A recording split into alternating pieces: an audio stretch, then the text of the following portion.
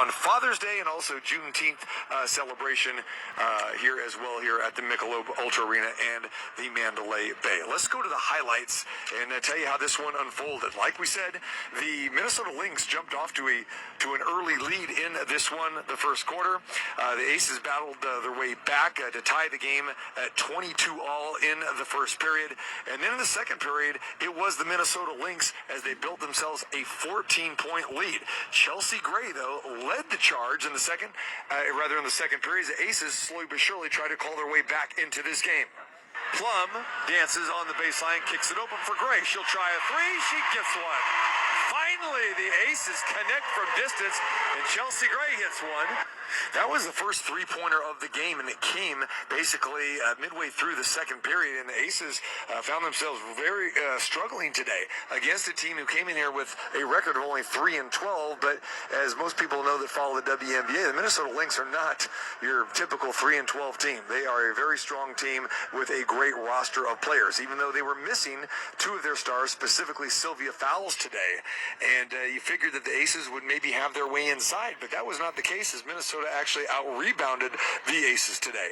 So we get to halftime, and the Minnesota Lynx had outscored the Aces 28-17, and the Aces found themselves with an 11-point deficit at the half. The third quarter came rolling around, and then the Aces got it going, and the guard play came through, especially with Kelsey Plum.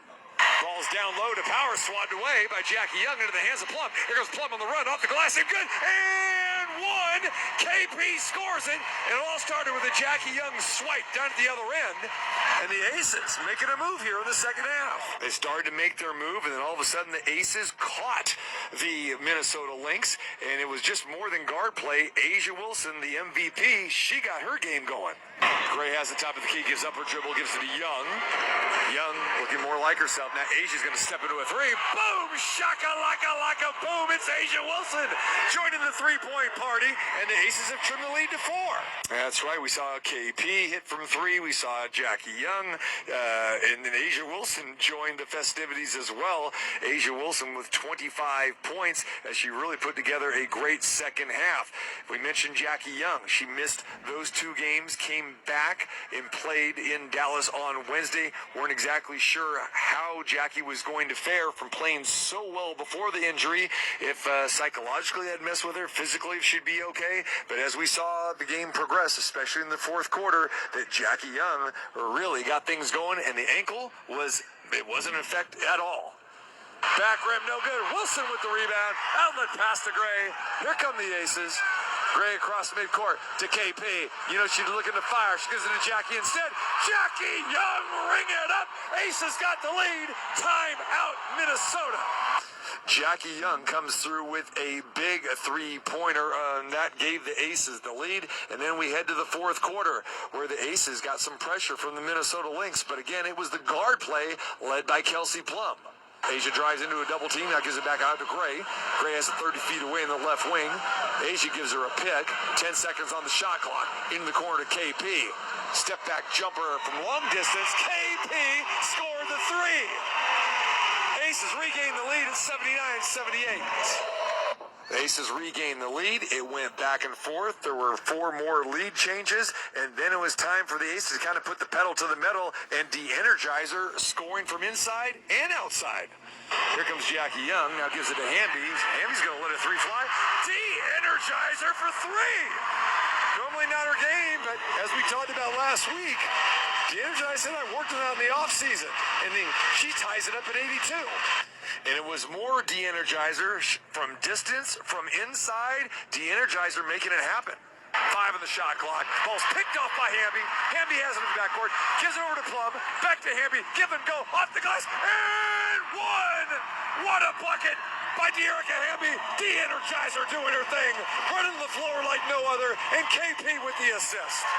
Great teamwork again by the Aces, the two former Sixth Women of the Year of the last 3 years.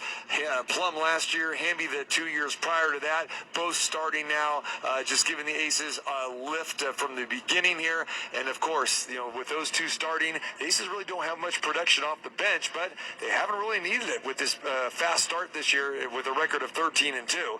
And we mentioned Hamby again. Well, she had 2 3-pointers today, one earlier and one to seal the deal at the end. 10 on the shot clock, 19 in the game clock. Gray crosses over, kicks him to Hamby for the dagger. She's got it! She's got it! The Energizer drains a 3! Ball is loose in the backcourt. Plum dives for it. It goes out of bounds. And the Aces had a 2-point lead. Prior to that, Hamby hit the 3 to make the lead 5, and that was it. That was the difference. That made it to 96-91. The Lynx added a couple buckets, meaningless one at the end to make the final score 96-95. And the Las Vegas Aces get a thrilling win. Maybe a little bit more nervous than Becky Hammond wanted to be. But again, they showed great resolve, especially in the second half. The Aces outscored the Lynx 34-24 in the third period, 23-21 in the fourth, and the Aces hang on for a very exciting victory here today against the Minnesota Lynx.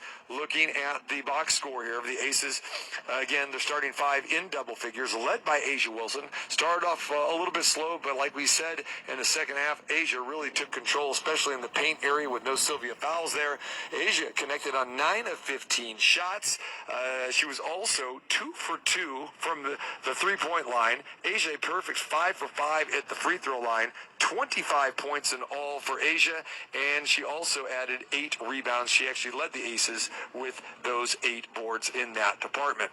Rounding out the rest of the scoring for the Aces, Kelsey Plum with 21 points. Plum only 2 for 9 from three-point distance, but man, those two were key, down the stretch for the Aces. Rounding out the rest of the scoring, Chelsea Gray with 16 points. Chelsea also with 9 assists and 6 rebounds. Jackie Young with 13 points here today. We mentioned Jackie connecting from 3. And then De'Erica Hamby also 2 for 2 from the three-point arc. And De'Erica Hamby chips in with 16 points today as well.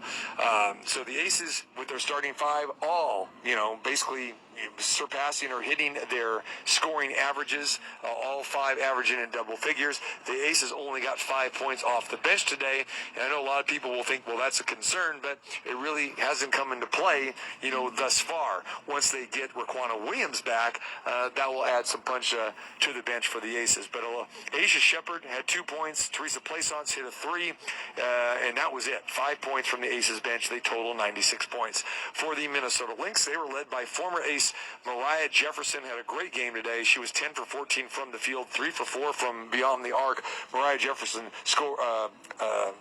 leads Minnesota with 23 points. Jessica Shepard had 22. Then you had Ariel Powers with 15, and you had Kayla McBride, the former Las Vegas ace, with 11 points for the Lynx. The Lynx did a fantastic job rebounding today. Actually out-rebounded the Aces by a wide margin of 44-33. But despite being, out-hustled and out-rebounded, the Aces found a way to get the job done today. And really what came alive for them was their defensive intensity and their pressure in the fourth quarter. They came down, made some big shots, hit some big threes, and they sealed the deal with the victory over the Minnesota Lynx today.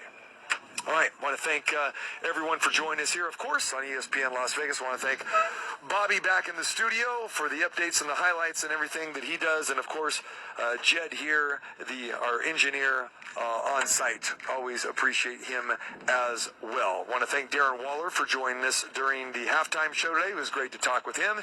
And, again, seeing that Raider and Aces crossover connection that Mark Davis brings here to each and every game as well. So that was great to visit with Darren Waller. Also want to thank Becky Hammond, who joined us during the pregame, as did Sydney Colson as well.